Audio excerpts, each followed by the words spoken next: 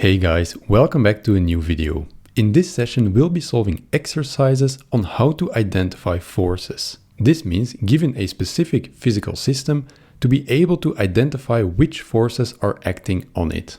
And additionally, being able to draw these forces as vectors on a sketch of the system. And this topic can be seen as an intro to Newtonian mechanics, because here it is very important to be able to identify the correct forces that you will need in your calculations.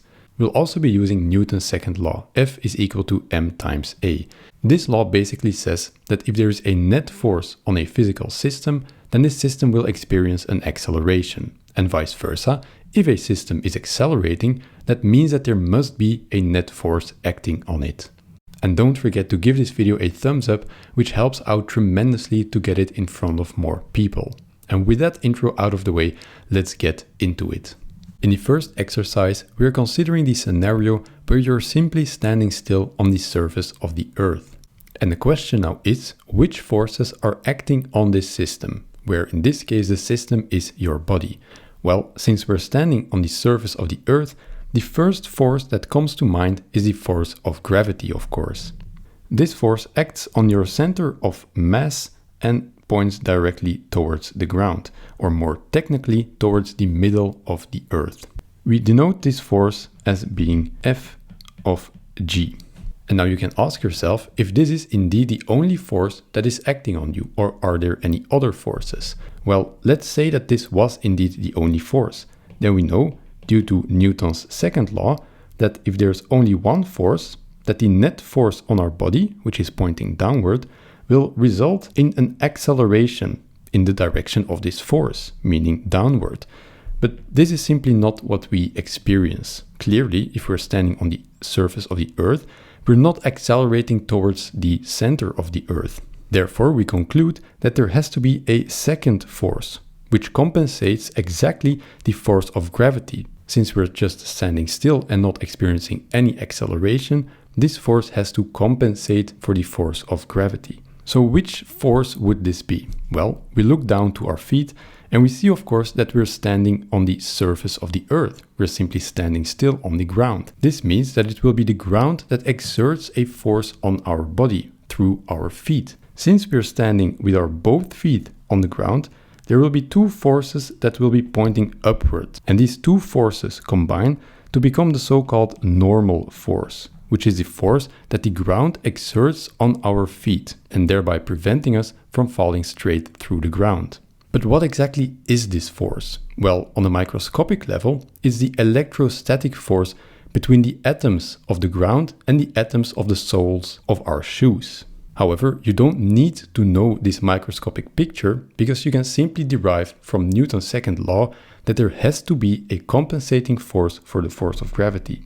What we know moreover is that the magnitude of our force of gravity will have to be equal to the magnitude of this normal force. Since we're not experiencing any acceleration, that means that there should not be any net force. And therefore, when these two forces are added together, they should become zero. In the second exercise, we consider the dynamical system of the Voyager 1. The Voyager 1 is a spacecraft that's been launched into space in 1977. And at this point, it is already 23 billion kilometers away from the Earth. And this distance is only increasing, as the spacecraft is flying away from the Earth with a velocity of 17 kilometers per second. So every second, this spacecraft is 17 kilometers further away. So far away, in fact, that at this point, to transmit a light signal from the Earth to the Voyager 1 takes almost an entire day. So what are indeed the forces acting on the Voyager 1? Well, initially, while it was still on Earth, it was the Earth's gravity that was pulling on the Voyager 1. However, because the Voyager 1 is already 23 billion kilometers away from the Earth, the gravity experienced by the Earth will be negligible. So might there be other forces that act on the Voyager 1? Well, actually no. There are no other forces that act on this system. Even though this system is traveling at a gigantic velocity, its acceleration is zero. And we know, due to Newton's second law, that because there is no acceleration, there will be no net force acting on the system. And in this scenario, it's even the case that there is no force at all acting on the system. This just shows that you do not need any force acting on your system in order to be traveling at vast velocities. As long as your velocity is constant, there is no need for an additional force in order to keep this velocity going. So in this case, we don't have any force acting on our Voyager 1, which leaves it floating through space ever away from its home planet. In the third exercise, we're going to consider the scenario where you're driving along at a constant velocity in your car on a standard road. So what are now the forces acting on the car? Well, first of all, since we're driving on the surface of the Earth, there is no escaping gravity. So gravity will always be present. And because the force of gravity acts on the center of mass of our system, we can draw the vector force something like this. For the second force, we again note that our car is not falling through the ground. It is moving already, but in the direction of the road, parallel to the Earth's surface. And therefore, we again need a force that is compensating the force of gravity in the direction perpendicular to the Earth's surface. And again, this will be the normal force, which we denote as Fn. And where exactly does this normal force act? Well, on the contact points between the car and the Earth's surface, in this case the road. And of course it will be pointing directly upward to cancel the force of gravity. For the third force, we're actually encountering a force that we didn't come across earlier. And this force will always be present if there are two surfaces that are moving along each other, so sliding against each other. This is called the friction force. And this force will always be pointing in the opposite direction of the motion of the system that we're looking at. In this case, the car is traveling in that direction, and therefore the friction force will be in the opposite direction and will be present at the contact point between the tires and the surface of the road. And it will be pointing in this direction. And because there is now a friction force pointing in the opposite direction of the motion of the car, and we know that the car is indeed traveling at a constant velocity, we need a fourth force to go along with it. And in the same fashion that the normal force was compensating the force of gravity in the direction perpendicular to the Earth's surface, we now need a force that will compensate this force of friction in the direction opposite of the car's motion. Because if we simply leave it like this, we see that there's a net force in that direction, which would mean that there would be an acceleration in that direction. But that's not what we're observing. We observe that the car is moving at a constant velocity in that direction. Therefore, we need a force that compensates this force of friction in the opposite direction. And we will call this force the propellant force, because it is the force that is exerted by the car's engine, to push the car in the opposite direction to overcome the force of friction. And at this point, we've covered all the forces that act on the car. And what can we now say about the magnitude of these forces? Well, as we said before, these two forces have to be equal in magnitude, because there's no motion in the direction perpendicular to the Earth's surface. So the normal force will have to cancel out the force of gravity.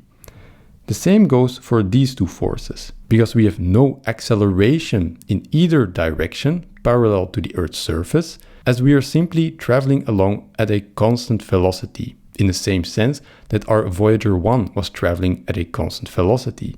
We don't have any net force in that direction, so also the magnitude of both the frictional force and the propellant force has to be equal to each other. In this scenario, we are considering the forces that are acting on a plane in flight. And it's important to note here that this plane is cruising at a constant altitude and at a constant velocity. And in this scenario, the first force that comes to mind is of course also gravity, which is in this case a much more important force than in the latter two cases. Again, the force of gravity acts on the center of mass of our object and points directly downward, assuming that the plane is traveling at a zero inclined angle. Now, as we are all fully aware, if this would be the only force, then the plane would not be traveling in the direction that most of us would want it to travel. Therefore, we need a force that counterbalances the force of gravity in this direction. And in this scenario, since we're not standing on the ground, there will be no normal force that will compensate for the force of gravity. Therefore, there will need to be another force that will compensate this force of gravity in this direction. This, of course, is the force of lift, and it is generated by the wings of the plane. And how exactly this works, we will leave for another video. However, at this point, we already know that this force of lift generated by the plane's wings will need to be exactly equal and opposite in direction to the force of gravity pulling the plane towards the Earth. As we will see in a future video, the force of lift generated by the wings of a plane will only be possible if there is a lot of air flowing over the wings of this plane. Now, this air, of course, comes with a downside, namely the force of friction between the air and the plane's surface. Because the entire outside of the plane will be in contact with the air, the force of friction will also act on the entire surface of the plane. So it's quite difficult to draw this on a sketch. So let's therefore draw it also at the center of mass and let it point in the opposite direction in which the plane is moving. Because we now have a friction force opposite in direction in which the plane is moving, we will need a compensating force. Because otherwise, if this would be the only force in that direction, the plane would be accelerating in that same direction, according to Newton's second law. But this is not exactly what is happening, evidently. Therefore, we will need a fourth force that will compensate the friction force in the direction the plane is traveling. And this, of course, will be the propellant force, the force that is generated by the plane's engines to propel the plane forward, and thereby overcoming the force of friction.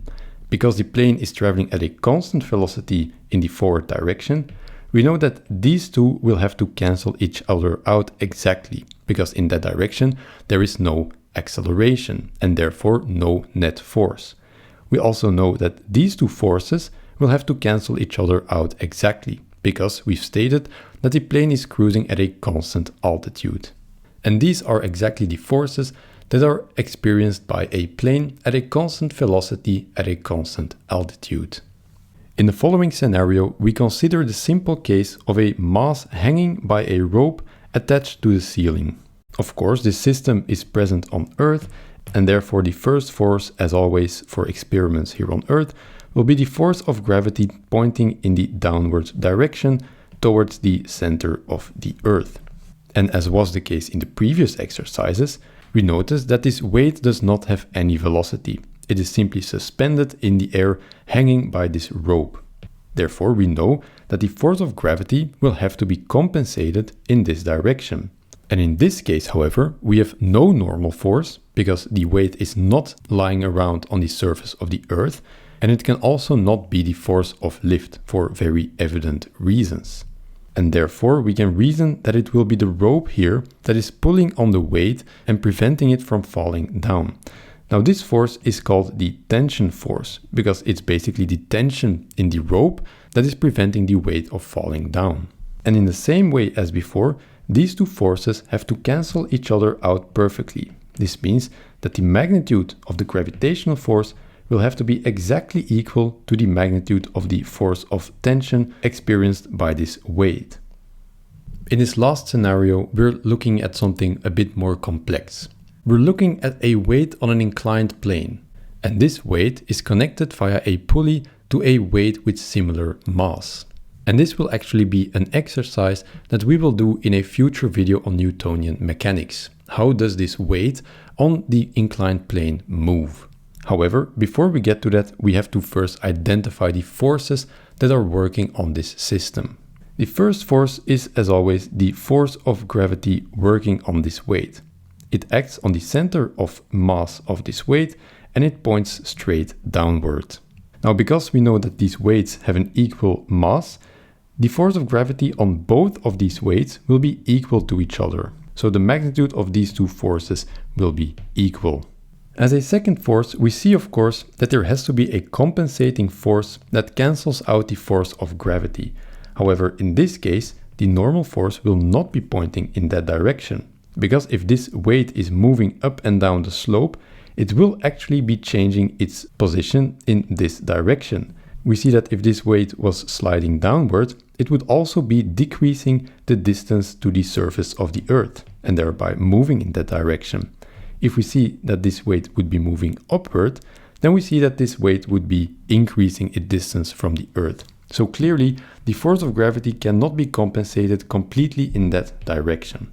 However, there will be a direction in which this weight will never move, and that will be this direction, perpendicular to the surface on which the weight is resting.